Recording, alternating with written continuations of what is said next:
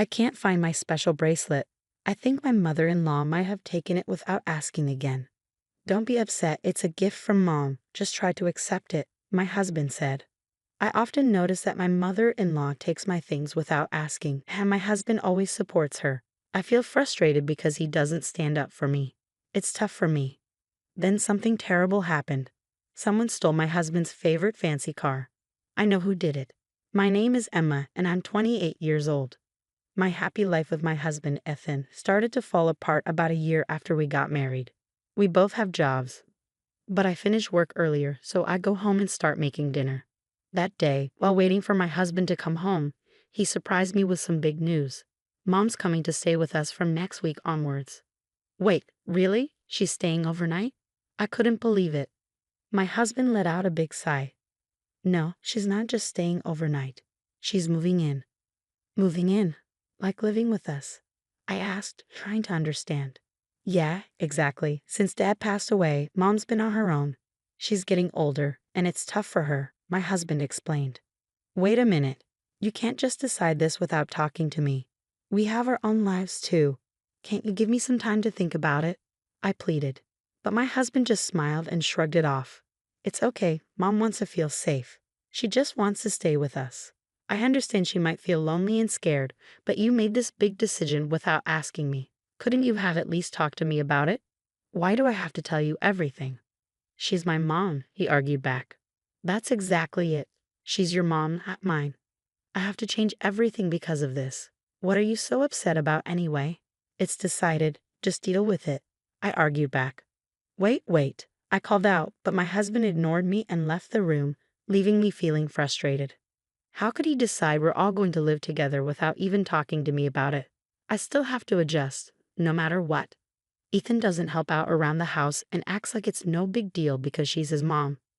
We've tried talking about it, but he just says, it's done, and shuts down the conversation. As expected, the next week, his mom, my mother-in-law, showed up at our house like it was planned.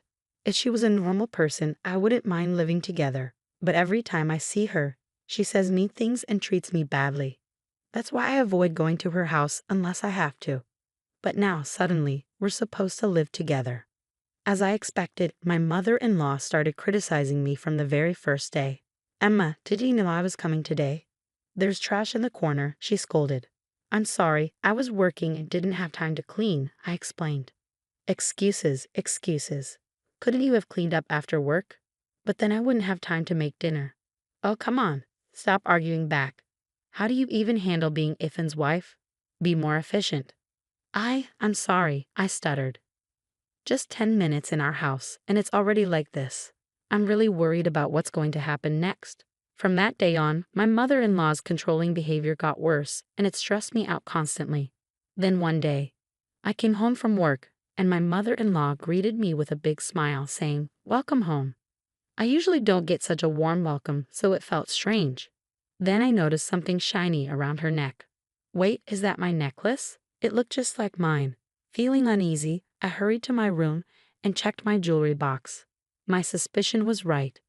I went straight to the living room and confronted my mother-in-law, who was sitting there calmly. That necklace, it's mine, isn't it? I accused. Oh, we finally noticed. It looks good on me, doesn't it?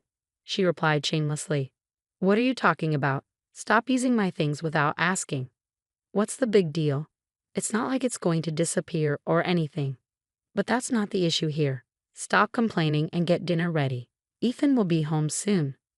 Even while I was getting dinner ready, my mother-in-law kept interfering, making me more and more stressed. That night, I couldn't take it anymore and decided to talk to my husband. Hey, Ethan, can we talk? What's on your mind? Today I found your mother wearing my necklace without asking. Oh, so you're saying she went into my room, opened my jewelry box, and basically took it. Isn't that a bit of an exaggeration? How am I exaggerating? Come on, I'm sure Mom didn't mean any harm. I felt angry that my husband was taking his mother's side.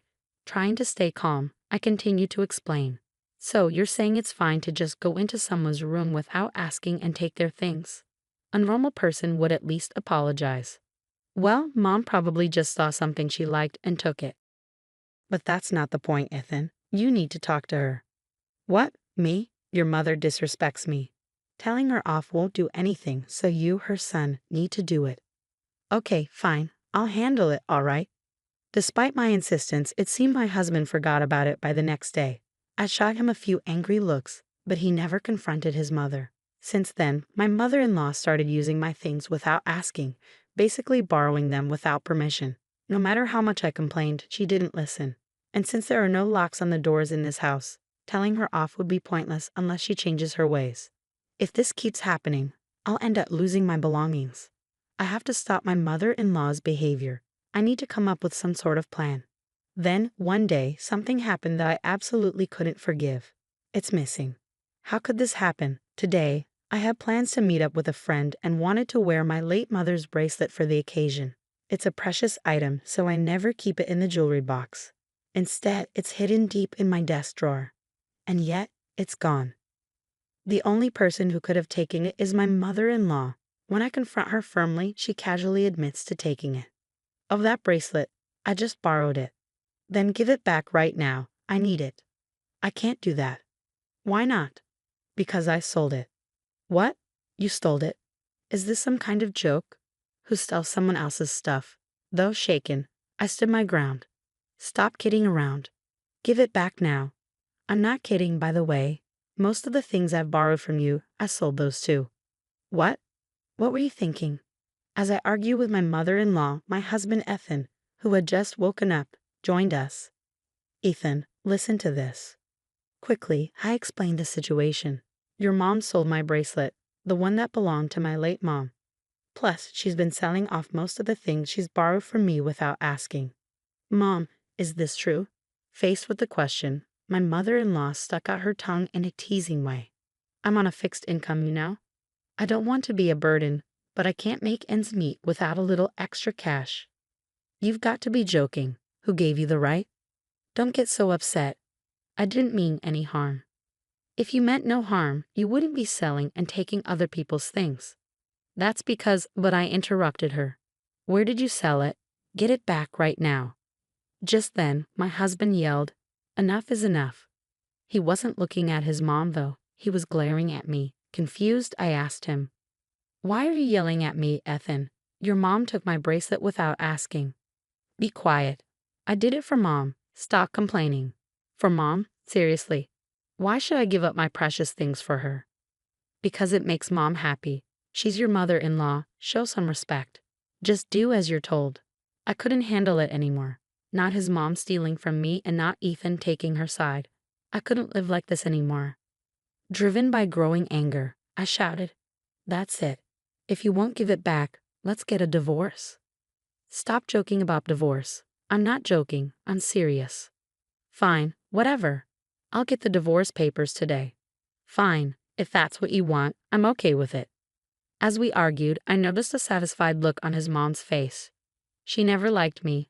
Her real goal was probably to get rid of me and have this house to herself and her son. That night, my husband came home with divorce papers filled out. After signing them, I started packing.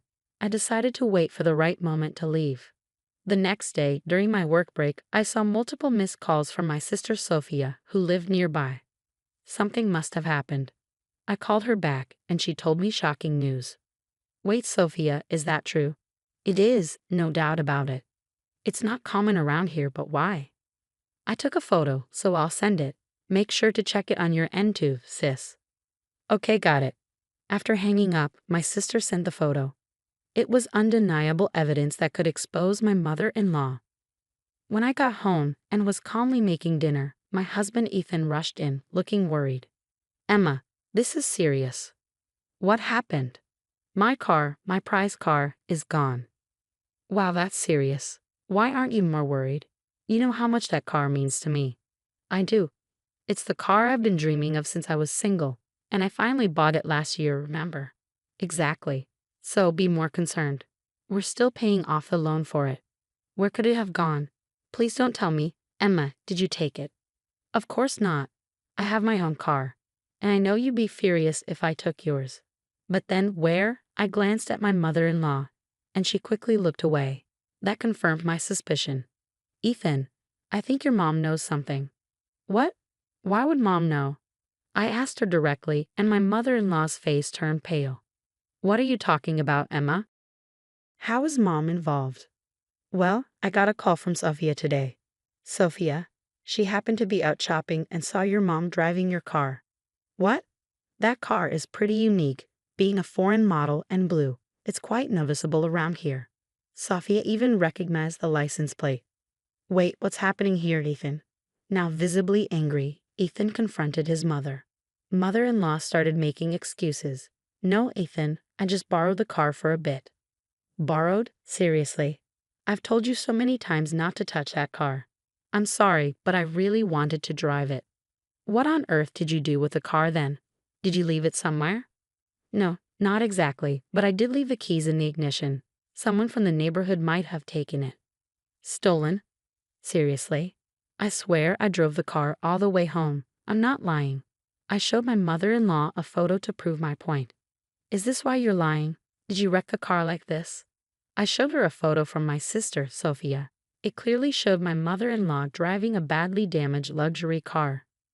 My sister sent this just in case. You took Ethan's car and wrecked it so badly that you couldn't drive it back, didn't you?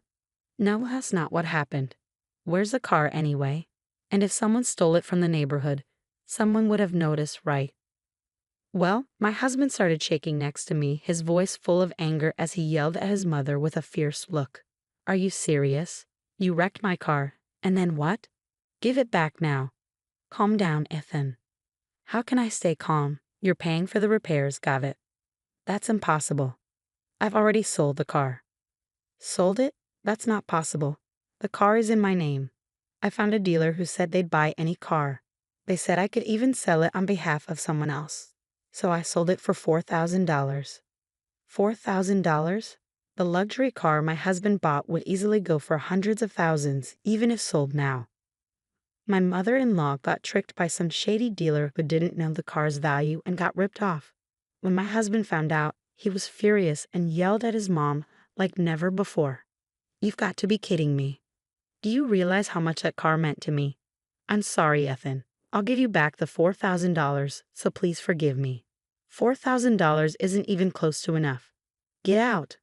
My husband forcefully kicked his mother out and locked the door. He turned to me defeated and muttered, I never thought Mom could cause so much trouble. I'm sorry for not supporting you earlier. Finally, you understand. Don't worry, now that she's gone, I'm over it. Let's move forward happily together. No, we won't. What? Why not? I want a divorce. Instantly, his face turned pale and he clung to me. Wait a second. I already kicked Mom out. Why divorce now? Don't you understand? I'm done with you two. My decision to divorce stands. I don't want to fix things anymore. You've taken your mom's side too many times. It's not fair. You're being too harsh. Harsh? That's rich coming from you. You didn't lift a finger when I needed support. You're so selfish. I hate you just as much as I hate your mother. My feelings won't change, Emma. Calm down. Stop it. This all happened because you chose to live with her. Think about that. I'll never forgive you. What about the car? You got what was coming to you. You deserve it. What? You feel that way? Good. I hope you struggle with double the mortgage and car payments. You deserve the consequences. You'll have to deal with it. You son of a... I left him with those words and grabbed my packed bags. On my way out, I headed straight to City Hall to file for divorce. I deleted all his contact info and cut ties completely. Later, I demanded compensation from my mother-in-law for selling my belongings without my permission. She reluctantly started working. With demands for car payments from her son, she's likely working for the rest of her life. My husband is left with house and car loans, and his life has changed significantly. He no longer goes on stress-relieving drives, spending his days off confined to the house. A hopeless case, both mother and son. Karma's a real thing, serves you right. After all this, I moved to an apartment near my workplace. Now that I'm single again, I have more financial freedom, and life is much more peaceful. Since it's my day off, maybe I'll take a drive to the beach today. This is what freedom feels like. I plan to enjoy my new life to the fullest.